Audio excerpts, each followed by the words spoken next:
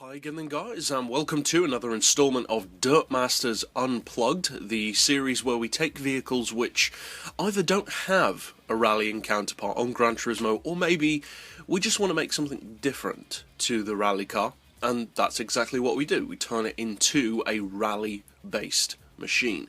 Now of course this car does already have a rallying counterpart, and it's a highly capable rally car, the Mitsubishi Evo 6. So this build is much more of a novelty than a necessity. And this particular build is something I envision as being a more obscure WRC entry. That is a MiNE's WRC car, which obviously didn't happen, but could have been pretty cool. There's no real reason for that to happen. Of course, MiNE's doesn't have any involvement in rallying as far as I'm aware, but it could have been kind of cool if there was one. So, as far as the visuals, there's really nothing you can do to this car that you need to follow.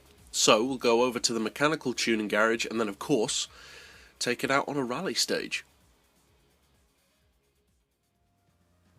Now, as far as the tune itself goes, often with a road car you can run similar numbers for power and weight to a WRC machine, but you won't necessarily have the same PP level as those vehicles. Now this particular model is of course an older WRC style vehicle, so it doesn't need to adhere to the same power and weight, but for the sake of simplicity mainly, that's just what I've done. 315 horsepower, 1230 kilos.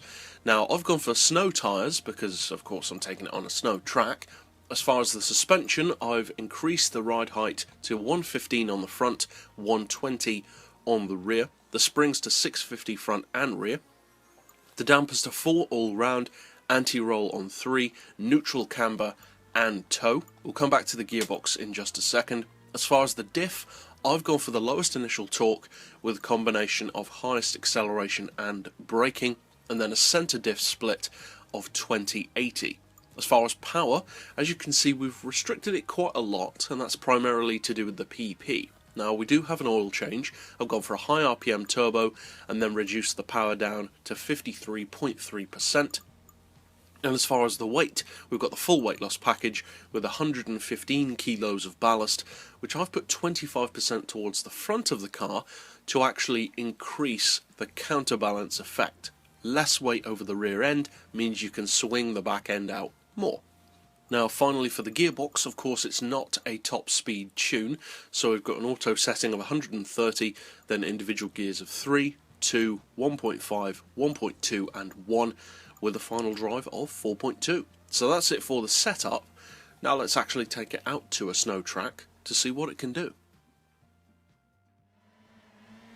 Now overall, as I said, this is much more of a novelty build than one which you necessarily need, because the Evo 6 rally car is already a brilliant vehicle. So this is much more of an oddball, curiously different build to what you'd expect from a WRC car. Now the handling in particular will take some people a bit of getting used to. It doesn't really counterbalance as much as you'd think. It looks like it does in the replay, but the way it actually drives when you perform with the car is kind of weird. Now that's partly due to the diff. So of course you can change that if you don't quite like the way it handles, but I actually like it. You can aggressively throw this car into corners, and although it doesn't feel like it's going to quite make it, it actually does, and it's extremely quick through corners. So if you do decide to use this oddball build, obviously I hope you find it fun, maybe even useful in rallying, and that's it overall for this particular build.